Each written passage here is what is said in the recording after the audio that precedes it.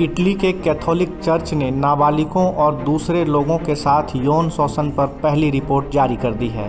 पीड़ितों के वकील का कहना है कि असल संख्या इससे कहीं ज़्यादा है और इसके सीमित दायरे को लेकर भी रिपोर्ट की आलोचना की गई है। 41 पन्नों की रिपोर्ट में 2020-21 से जुड़े मामलों का ब्यौरा है। एक और रिपोर्ट का वादा किया गया है जिसमें साल 2020 तक के मामलों का ब्यौरा होगा। हालांकि यह कब जारी होगा इसके बारे में कोई जानकारी नहीं दी गई है। पीड़ितों ने इस बारे में विस्तार से पूरी जांच की मांग की है। इसके साथ ही इटली के बाहर फ्रांस और जर्मनी में हुए यौन शोषण के मामलों को भी इसमें शामिल करने की मांग की गई है। 2020-21 की रिपोर्ट में इन सालों के दौरान दर्ज कराए गए मामलों का ब्यौरा है, लेकिन यह जरूरी नहीं कि ये घटनाएं उन्हीं सालों में हुई हों। यह रिपोर्ट उत्तरी इटली में कैथोलिक यूनिवर्सिटी ने तैयार की है।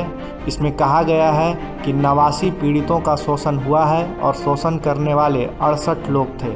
इनमें पादरी के साथ ही ऐसे लोग भी थे जो चर्च के लिए काम करते थे या फिर धर्म की शिक्षा देते थे।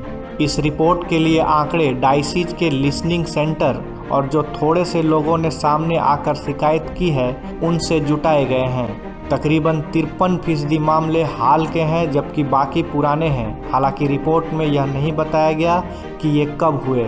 द अब्यूज नेटवर्क के प्रमुख फ्रांसिस्को जनार्दी का कहना है यह बिल्कुल अपर्याप्त और शर्मनाक है।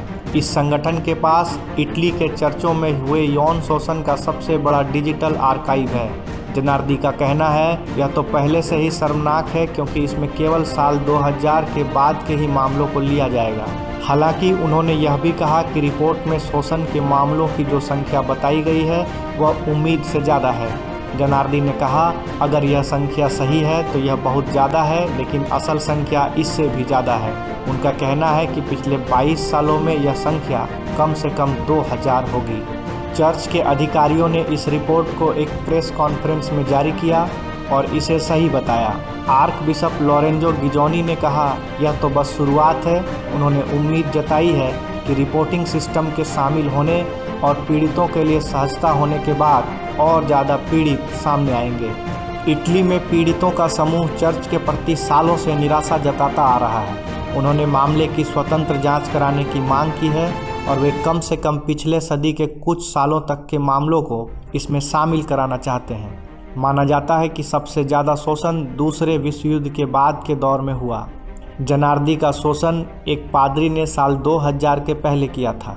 इसका मतलब है कि उनका मामला अगली रिपोर्ट में भी नहीं आएगा। दुनिया भर में यौन शोषण के संकट ने रोमन कैथोलिक चर्च के भरोसे को काफ़ी नुकसान पहुंचाया था।